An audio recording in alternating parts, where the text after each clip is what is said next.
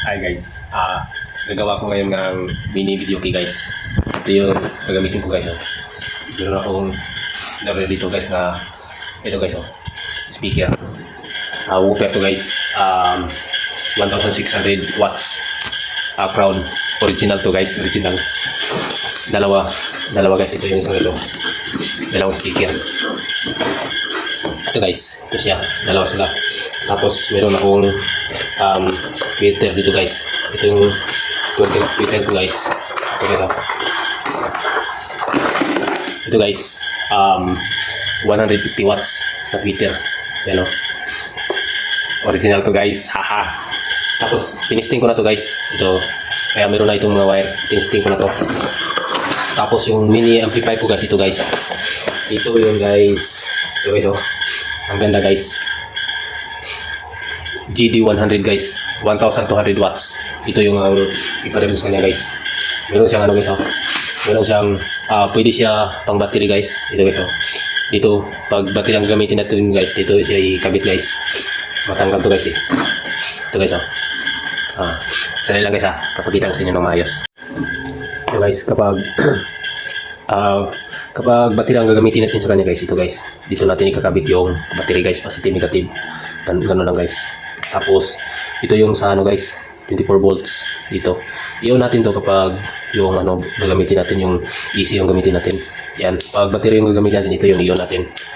Ganda to guys GD100 1200 watts guys.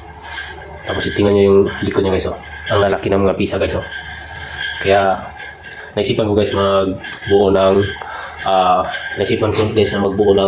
ano guys, mini video key guys para sa mga anak ko, kasi mahilig sa video key yung mga anak ko guys. Kaya bumili ako ng ganito guys.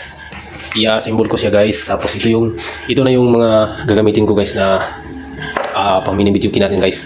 Ito yun guys ito kinat ko na siya guys hindi ko na lang binidyo yung paano ko siya kinat guys, kasi mahaba pa yung video guys Ito yung dalawang gilid niya guys.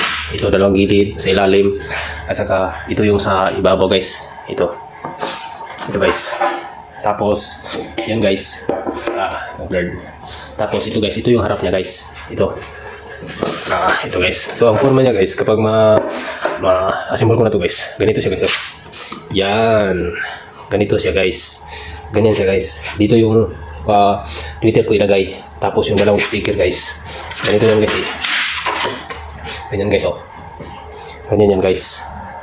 Ganyan, dito yung speaker guys. Dito yan guys, binustasan ko lang siya guys para may labasan ng boses niya.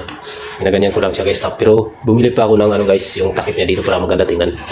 Kaya guys